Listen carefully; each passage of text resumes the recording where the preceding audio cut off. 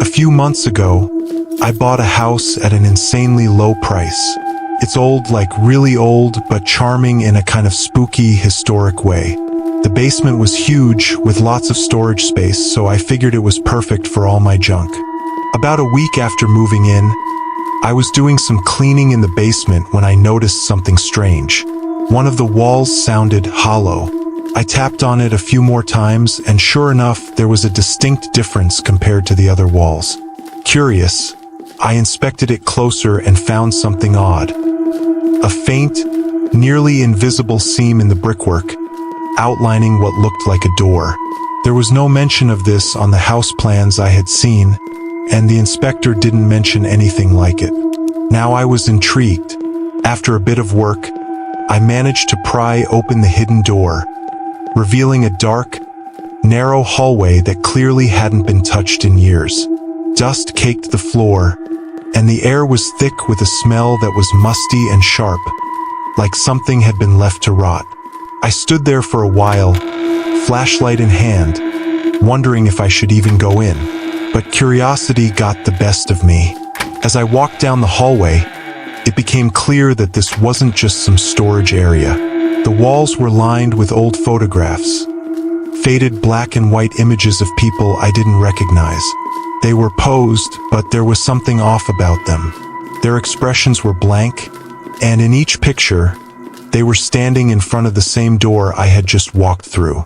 The hallway ended in another door, smaller and older than the first. I pushed it open, and what I found on the other side made my stomach turn. The room was tiny, barely big enough for me to stand in. It looked like a makeshift living space, but everything was old. Really old. There was an old cot, a chair, and shelves lined with more of those eerie photos. But the worst part, a diary sitting on the chair. It looked ancient, the pages yellowed and brittle. I opened it up and started reading. The entries were dated from over a century ago, written by someone who claimed to have been living in my house without anyone knowing. They wrote about watching the original owners, listening to their conversations through the walls, and sneaking into the basement at night. The last entry was short and scrawled in shaky handwriting. They know I'm here. I don't know who they are, but I haven't gone back down there since. I was ecstatic when I landed this cheap one-bedroom apartment in a nice part of town. The price was suspiciously low, but I figured it was just a great deal. When I signed the lease, the landlord handed me a single sheet of paper titled Tenant Rulebook. It was short, just a few weird rules, but I brushed them off as eccentric landlord stuff. Big mistake. Here's what the rules said. 1. Do not open the door between 2 a.m. and 3 a.m., no matter who knocks.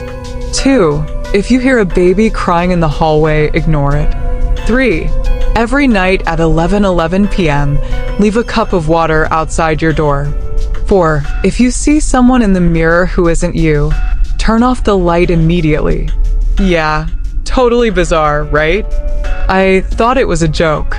The first couple of days were uneventful, but then things got unsettling. The first incident was the knocking. It happened around 2:15 a.m., just a soft, persistent knock. I thought it was a neighbor, maybe drunk or lost. I went to the door, but then I remembered rule number 1.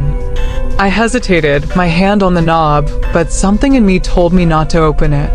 The knocking stopped after about a minute. The next night, it happened again, same time, same soft knock. But this time, it was followed by a voice. A woman's voice, whispering, "Please, let me in. I need help." My heart was pounding. I knew it sounded wrong, like someone mimicking what help should sound like. I stood frozen, waiting, until the knocking eventually stopped. Then, the baby crying. I was brushing my teeth when I heard it, faint, but unmistakable. A baby, wailing just outside my door. It sent chills down my spine because my building doesn't have families with kids. I tried to ignore it like the rule said, but the crying lasted for an hour. I barely slept that night. Then came the mirror. I was getting ready for bed, and I glanced at my bathroom mirror. For a split second, I saw someone else standing behind me. They were blurry, but their head was tilted, as if watching me with a wide, unsettling smile. I immediately turned the light off and left the bathroom, trembling. By this point, I was religiously following the rules, even the one about the water. I'd put a cup out at 11:11 p.m. every night, though I had no idea why. One night, I forgot. At 11:30, I heard footsteps in the hallway, slow and heavy, pausing at my door. I scrambled to put the water out, and as soon as I did, the footsteps moved on. Now, I don't know who or what lives in this building with me, but I'm not taking any more chances. I follow every rule to the letter. A couple of weeks ago, I was wandering around this random thrift store, looking for some cheap decorations for my apartment. I wasn't expecting to find anything interesting, but then I saw this old-school flip phone in a bin marked electronics. You know, the kind with the tiny screen and the keypad that clicks. Total nostalgia trip. It was dirt cheap, so I bought it on a whim. When I got home, I charged it up just for fun, expecting it to be dead. To my surprise, the thing still worked, and even weirder, it had power. Out of curiosity, I checked the contacts list, and there was only one name, Mom. That's when I got my first call. The phone rang, and the caller ID said, "Unknown number." Now, keep in mind, this thing doesn't have a SIM card in it. I was confused but also intrigued, so I answered. There was static on the other end, and then a faint voice whispered, "Why did you leave me?" I hung up immediately, freaked out. I figured it had to be some weird glitch, maybe a signal interference from an old number. But then the calls kept coming. Always from unknown. Always the same static, followed by faint whispers, but each time the words got clearer. The third time it rang, I let it go to voicemail. When I listened back, the message said, "You can't ignore me forever." Now I'm officially freaked out. I try to power off the phone, but it turns back on by itself, just starts ringing again. This time, the voice is angry, demanding, "Why won't you answer? You know who I am." That's when I decided to throw the phone out. I put it in a drawer and tried to forget about it, but no matter what I did, it kept turning back on. Every night, around 3 a.m., the phone would light up and start ringing from unknown. I don't know what's more terrifying, the fact that the phone won't stop, or that the voice sounds more familiar every time I hear it. Pray for me.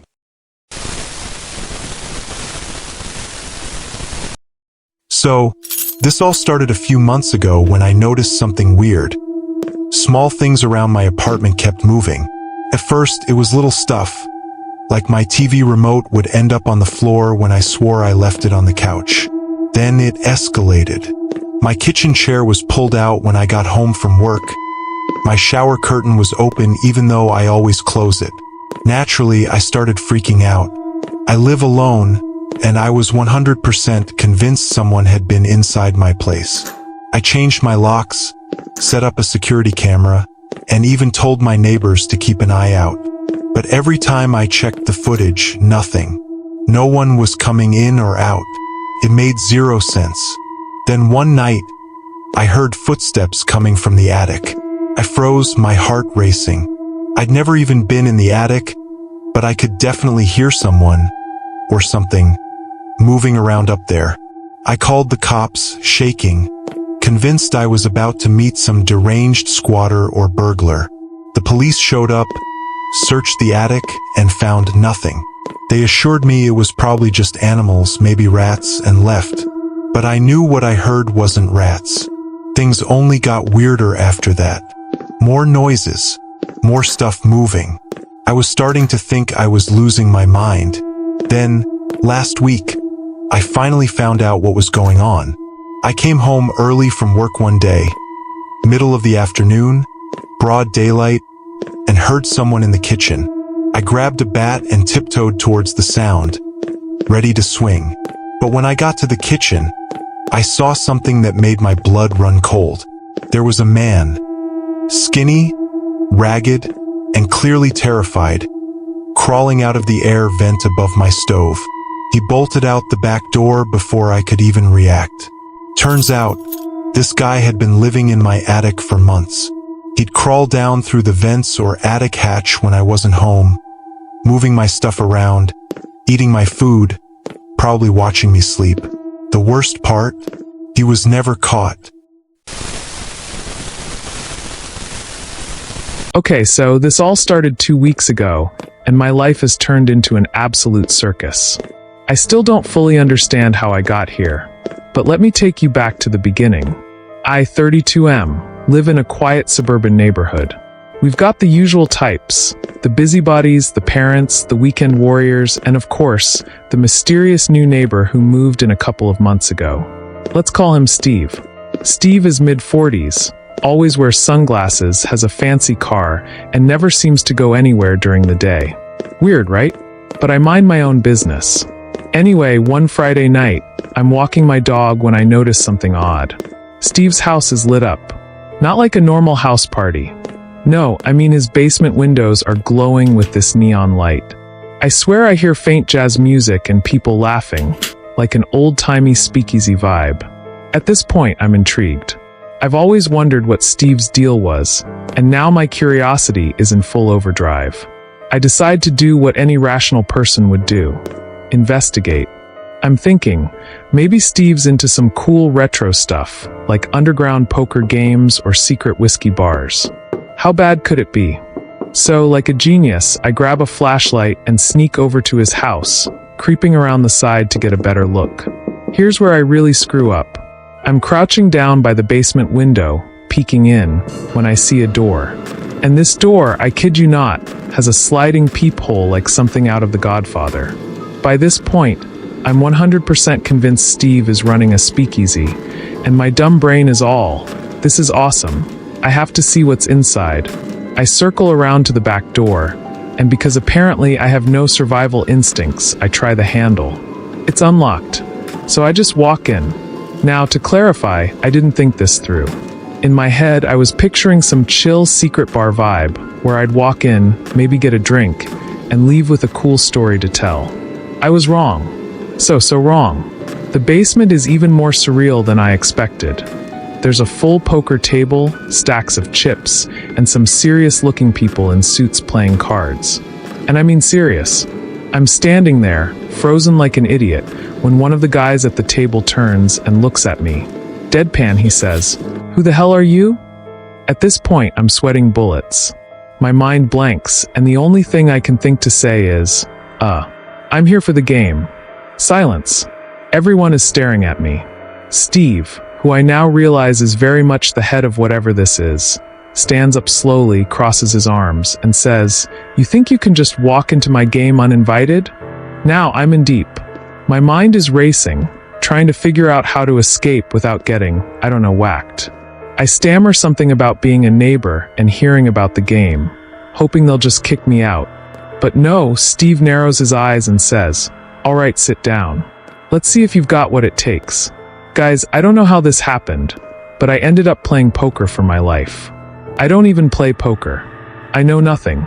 And these guys are sharks, like professional level, mafia-looking dudes who could probably count cards in their sleep. I'm shaking, trying to pretend I know what I'm doing, but I'm sure they can smell the fear on me. Miraculously, I survived 2 rounds without losing all my money. Steve looks impressed, but still suspicious.